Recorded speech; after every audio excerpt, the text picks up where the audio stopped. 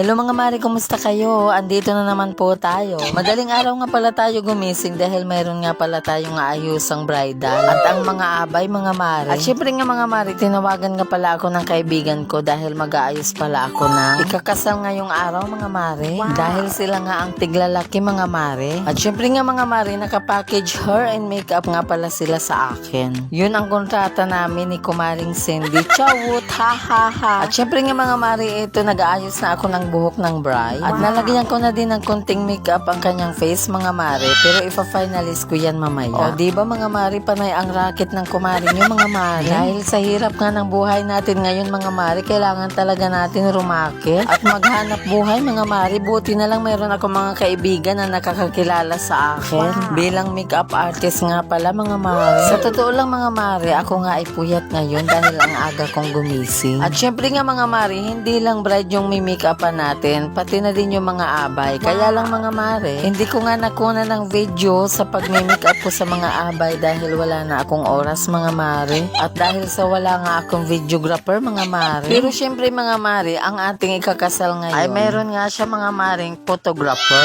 O diba mga mare, andyan talaga si Ate Cindy sa tabi ko. Chawut, ha ha ha. Sabi nga niya sa akin, pagkatapos ko daw make-upan yung bride, siya naman daw yung make-upan ko. Chawut, ha ha ha. Oo naman, syempre kailangan din natin talagang maayusan si Ate Cindy. O diba mga mare? At syempre nga mga mare, kapag ganito talagang wedding occasion, mabilis talaga ako mag-makeup. Lalo't na't madami silang magpapaayos mga mare, lahat. Kaya nagiging time is gold ako nito mga mare. Chawut, ha ha ha. At syempre nga mga mare, bago ang lahat, andito pala tayo ngayon sa Umabay Exterior Mobo Masbate mga mare. Part ng Kugon pala mga mare. Chawut, ha ha ha. O siya, paano mga mare, mag-ready na kayo at kayo na ang aking isusunod pagkatapos nito. Chawut! At syempre nga mga mare, malapit na pala tayo matapos, pero kailangan ko muna itong i-retouch ngayon. At syempre nga mga mare, pagkatapos ko itong make-upan na ating bride, binabihis na natin siya ng kanyang bridal gown mga mare. At dahil siya ay patapos na mga mare, kaya ready na siya pumunta ng simbahan mga mare. O diba mga mare, ang ganda ng make-up natin sa bride. Wow. Ang ganda ng bride mga mare. At ito na siya mga mare, tapos na siyang ayusan.